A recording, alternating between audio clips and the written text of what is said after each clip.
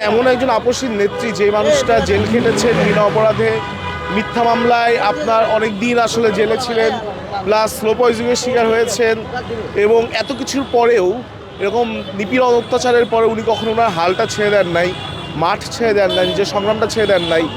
এই জিনিসটাকে আমরা জাস্ট শ্রদ্ধা জানাতে চাই, এর চেয়ে বেশি কিছু বলার নাই। আমরা নতমস্তকে তার প্রতি শ্রদ্ধা জানাই। এতগুলো বছর উনি আমাদের বাংলাদেশে একজন গার্ডিয়ান মুরব্বী হিসাবে ছিলেন। আমরা একজন মুরব্বীকে হারিয়েছি, আমরা একজন আমাদের দেশের প্রতি একজন দেশ প্রেমিক নেত্রীকে হারিয়েছি।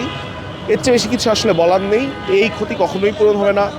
মাওলানা ভাসানীর ক্ষতি যেমন আমরা কখনোই পূরণ করতে পারিনি, ঠিক তেমনই একজন মানুষ দেশনেত্রী বেগম খালেদা জিয়া। দল মতের ঊর্ধ্বে এই দেশের বাংলাদেশের প্রতি মানুষের জন্য উনি আদর্শ, দেশ মাতৃকার জন্য উনি আদর্শ। শুধুমাত্র এটুকুই আশা করব যে দেশনেত্রী বেগম খালেদা জিয়া যেমন সকলের হয়ে উঠতে পেরেছিলেন। একমাত্র স্মার্ট সিটি বসুন্ধরা, আধুনিকতায় এক ধাপ এগিয়ে। দেশনেত্রী বেগম খালেদা জিয়া যেমন দল মত ধর্ম বর্ণ নির্বিশেষে সকলের নেত্রী হয়ে উঠতে পেরেছিলেন, এই জায়গাটা বিএনপির নেতৃবৃন্দ বজায় রাখবেন।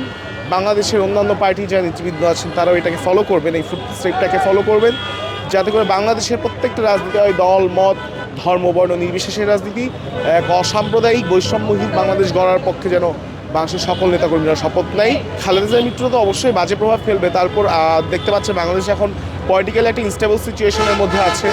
এইরকম সিচুয়েশনে আসলে আমরা একদিন মুরব্বী যে কিনা আসলে যার কথা সবাই শুনবেন, যে কিনা সবার কাছে অ্যাকসেপ্টেড, এরকম একজনকে আমাদের খুব দরকার ছিল।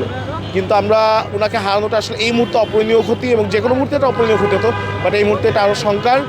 আমরা দেশবাসীকে আহ্বান জানাবো যে তারা যেন সংযম না হারান, তারা যেন ধৈর্য না হারান, সংযম এবং ধৈর্যের সাথে যেন তারা শোককে মোকাবেলা করেন, শোককে শক্তিতে পরিণত করে আমাদের বাংলাদেশকে নতুন পথে এগিয়ে নিয়ে যেতে হবে।